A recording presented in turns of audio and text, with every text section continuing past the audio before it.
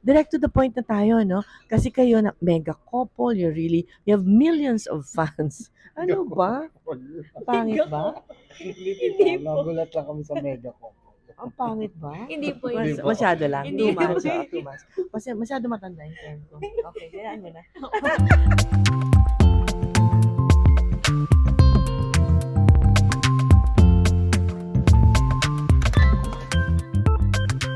Exciting po kasi ngayon ang araw na aalis na kami papunta sa Amerika para sa Dirty Linen sa Amerika. Naku, exciting ito. Kasama ko po si Francette, si Jan Arcilla, si Sanjo Marudo at saka si Janine Gutierrez. Ayan po. Kaya papunta na ako. How exciting. Sana wala akong nalimutan. Ano? Matraffic pa naman ngayon. Aalis na ako. Makita niyo, okay ba yung suot ko pang Amerika na? Sige. Tara. Bye! Ikaw, anong pakiramdam mo sa long flight? Sobrang, hindi kasi, ang problema ko kasi, tita, hindi ako nakakatulog sa eroplano. So kahit 24 hours kang akong nasa eroplano, hindi ako nakakatulog sa eroplano. Pero pinag-aaralan kong makatulog talaga. So yun lang yung problema ko. Kaya pinakagusto ko lagi, nagdi-direct flight ako, punta ako ng LA, punta ako ng New York, para dire-diretso na lang. Kung di man ako makatulog, okay lang sa akin. Tama. Ngayon, may dream destination ka ba? Sa ano, di ba? Sarap pag-usapan. Dream Italy. destination. Yeah. Italy Where there? and New York. Ako, Norway. Wow. Japan. Japan din. Nakapunta na ako ng Japan eh. Kailan? Nakapunta na ako. Ay, di nakapunta ka Ganon. na. Akala niya tita hindi ako naniniwala. Japan. Tapos, siguro Europe. Oo nga. Mga bandang Europe. Dahil ako naman ay nakatira sa Europe. Okay. Sa Norway talaga. Sobrang, Oo, na maganda. sobrang ganda. One of the best para sa akin. Akin Mexico kasi yun ang talaga hindi ko pa napuntahan. Tsaka talagang gusto ko yung traveling with Roger or with Robin, ganyan, kasi hindi kami masyado nagkakasama. Tsaka siyempre dahil tumatanda ako, gusto ko na talaga ng cruise. Nagko-cruise kasi mas ano na, mas kampante, mas slow. Oo. Ikaw naman, Gusto ko Carlos Fierro, Switzerland talaga ang bakit? Bibili ka ng relo, ano pa gagawin mo? sobra kasing, alam mo yung pag nakikita ko yung mga yung nature nila, yung mga river na ang lilinis, sobrang, tapos nakikita ko yung mga greens, sabi ko, gusto ko ditong tumira, pwede man dito na lang ako. Ayoko nang umalis. Parang ganun. So hindi pa ako nakakapunta sa Switzerland. Ayun. At ngayon naman, dun, balikan natin ng konti. Aba, ayan. Hi, hello. Mag-sister nga kayo. Grabe, parang kambal atin Hello. Hinahanap kita doon. Saan? Naikikutan tayo. Saan? Kanina, doon Oh. sa entrance. Sorry. Ano, meron ka bang funny or embarrassing moment sa Dirty Linen? Naku po, siguro po yung kapag kami mga words, may English words si Kiara na sinasabi, tas nabubulol po ako. Salamat po. Salamat po.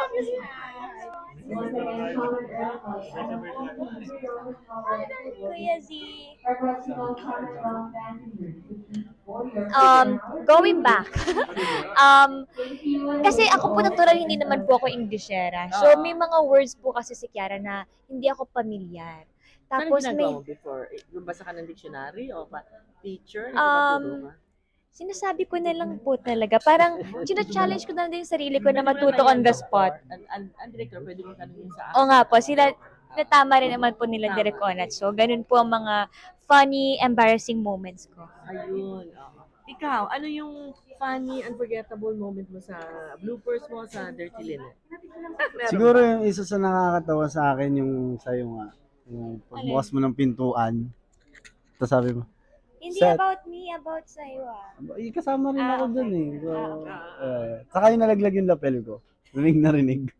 Ay, ganun. Kaya eksena po na. Yung, Kasi pwede kukunin ko po yung bag sa kanya, tapos biglang shook. nalaglag yung lumabas lapel.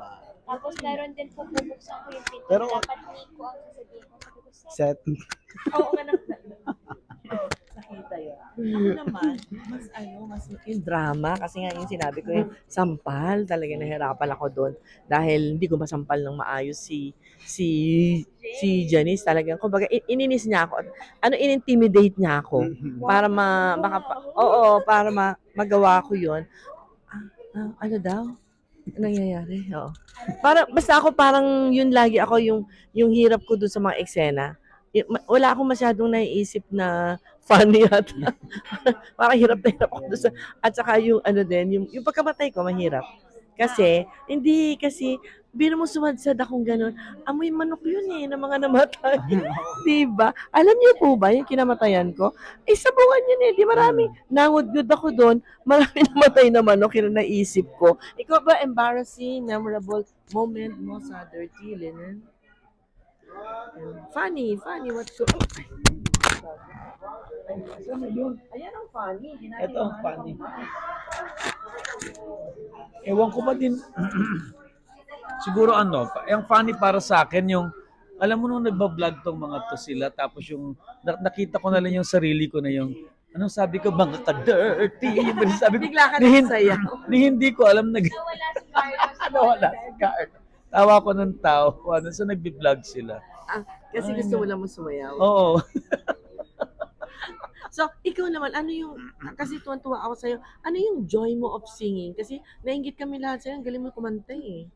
Hindi, kasi ano nakakahay sa singing? Kasi Palagay mo? tita, ever since kasi, bago ako nag-artista, amateurista ako sa probinsya.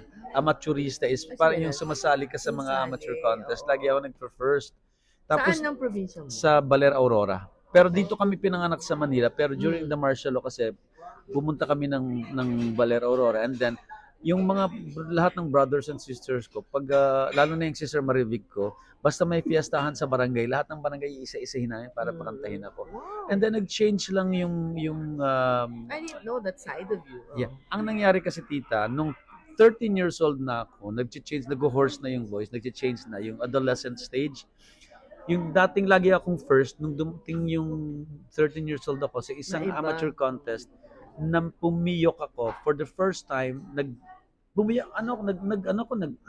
nag-crack yung voice ko in front of many people. Na-trauma ako for 13 years, hindi ako kumanta. Hindi na Sobra ako ka naman. nakakanta. Bakit? Parang nagkaroon ako ng stage fright. Oo So nga. doon ako naging aktor. Ayun. Nung hindi na ako makakanta, Oo. naging guitarist na lang ako sa church. I didn't know that. Tapos kailangan ko maglabas ng something, mag-perform. Doon ako naging artista. Doon ako nag-start na umacting sa theater, sa school. Well-rounded. Welcome ulit sa test tube para po ituloy naman natin to dahil alam ko paminsan-minsan ko lang po sila makasama. Okay, direct to the point na tayo, no? Kasi kayo na mega couple, you have millions of fans. Ano ba? Pangit ba? Hindi po. Nagulat lang kami sa mega ko. Ang pangit ba? Hindi po Hindi yun. po. Masyado lang. Hindi Too much. po. Too much. Masyado matanda yung friend ko. Okay, kayaan mo na. Ano yung, why do you think your tandem worked or clicked? Siguro po kasi hindi kami, ang hirap baka kasi, okay, I'm trying my best to answer this in a way Yes. na wala akong parang sinasabing bad na bagay about other people or other Okay. love teams or other couples. Yes, that's very Um, fair. I think nagustuhan kami ng mga fans namin because hindi namin minadali, tita, yung mga pangyayari po sa buhay namin. Tulad ng, Nang friendship po actually. okay. Kasi aminin ko naman po na nung sinabi sa akin na parang i-prepare kami ni Seth for Dirty Linen, parang nabigla ako and Ba't at ka the nabigla? same time, kasi po iba yung love team namin on screen, tita. Oo. And at that time, medyo ako sa kanya, may sama ako ng loob. Charot. Di ba, may konting Pwede tampo matanong po. yung sama ng loob niya? Ay, hindi.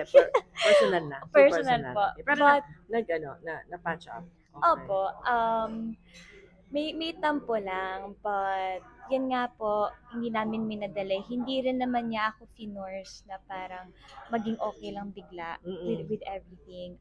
Nag-sorry naman po siya. Pumunta siya sa bahay, nag-sorry din siya sa family ko and everything. Masyado. Parang masyado So, malalim ang issue. Oh. Parang, kumbaga, habang nag-start din po yung love team namin on screen,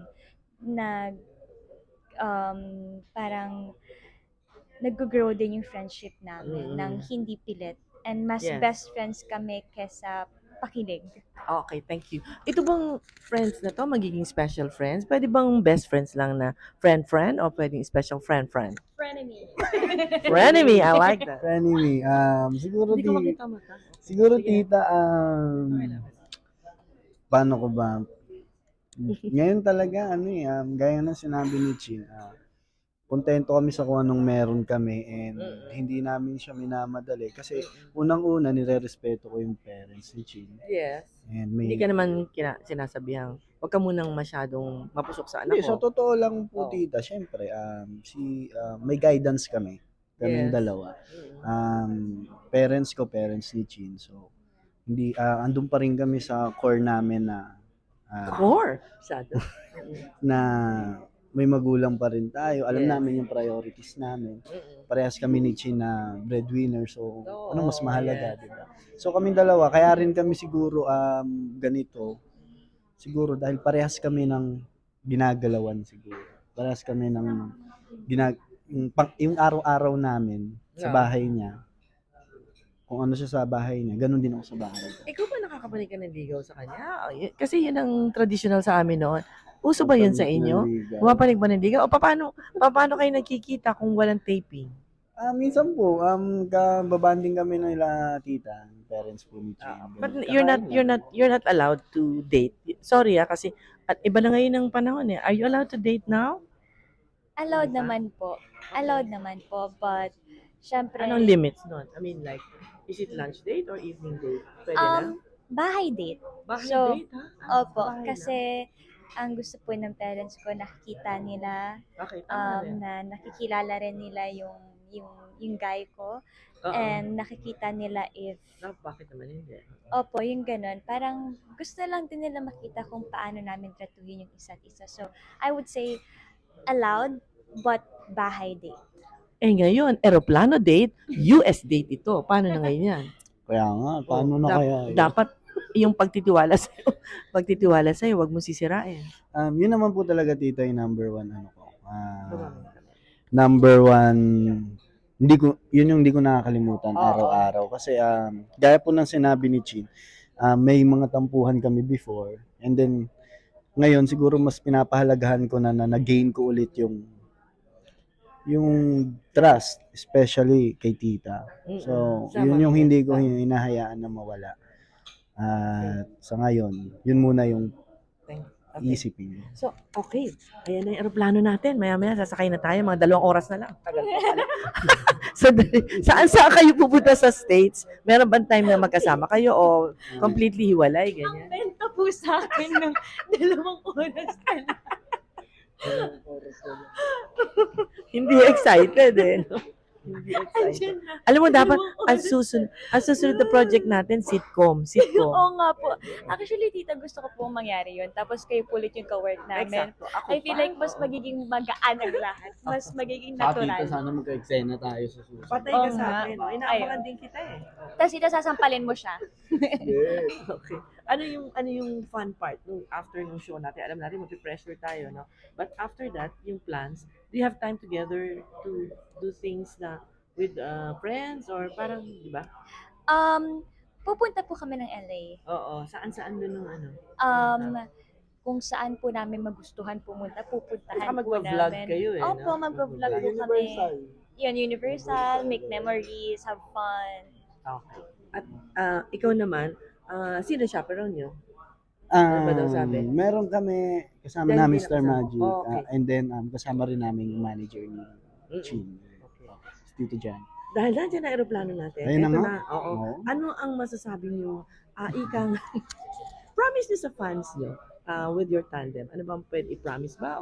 Or what are the things that they can look forward to in the Francet partnership? Mega couple. Partnership. Ngayon po, business na po kami. Parang opisina. Corporation. Siguro, ayaw namin po mag-promise hanggat maaari. Siguro po, ang may assure na namin sa kanila is ibibigay namin yung best namin sa lahat ng opportunity na darating po sa amin. At hindi namin naman po parang babaliwalain yung suporta nila, yung pagmamahal po nila sa amin. And we just hope din po na parang, kasi sometimes may pressure na, oh my God, kayo na ba? Oh my God, nag-amiran na ba kayo? Or nanliligaw na ba? Very, kami po ni Seth ngayon mas, mas strong na yung friendship namin. Papunta na And nga yun doon. ayaw lang po namin yun parang in the end maging problem siya sa work namin. Tama. And may usapan din po kami nun ni Seth bago pa mag-start yung Dirty Linen na we'll do our best and as much as possible or hanggat kaya mag-focus sa work talaga kaysa sa nararamdaman. Nandiyan lang naman kasi yan, tita. Kumbaga yung mindset namin. Sa Kasi, work, sa nararamdaman, akala nyo madali gawin yan, hindi madali yan. hindi kasi tita, kumbaga, kung dadating naman kasi tita. alam Yes. mo yan. Happy kami dahil ganito na yung mindset namin. Kung Mm. dadating naman yan eh. Yes. Hindi naman po kailangan. Kesa naman, alam mo yung pinilit, then wala sa tamang timing, parehas lang magkagulo. Alam Oo, mo yun, tita, tama. mahirap na. Yun. Ang message ko lang din naman sa mga nagmamahal sa amin, message na lang, walang promise siguro. Okay, tama, maganda. Maraming salamat kasi yung team namin, yung tandem namin, all way back pa, Na- 2019 pa meron na. So, nung tiyaga nilang naghintay yung sila. message? So, maraming salamat. Mahal namin kayo ni Francine. Mm-mm. Yep. Thank you. Ako promise to rin. Ang message ko sa inyong dalawa is do the best that you can and pareho kayong very talented people and I'm sure you'll go a long way. I hope you keep this bondage na kayo ang magiging magpartner no sa mga more films to do, to make more projects to come. But more than anything else, sobra po akong bumibilib sa dalawang ito dahil sa pagka-level-headed nila, apart from their talent, at saka yung pagmamahal nila sa pamilya. Sobra. Mas mahal pa nila yung pamilya nila kaysa sa pamilya Fierro. Okay. Kaya, hanggang dito na lamang po. Malinis na ba? Walang aalingasaw, ha? Bye! Test tube ni Tessie Tomas!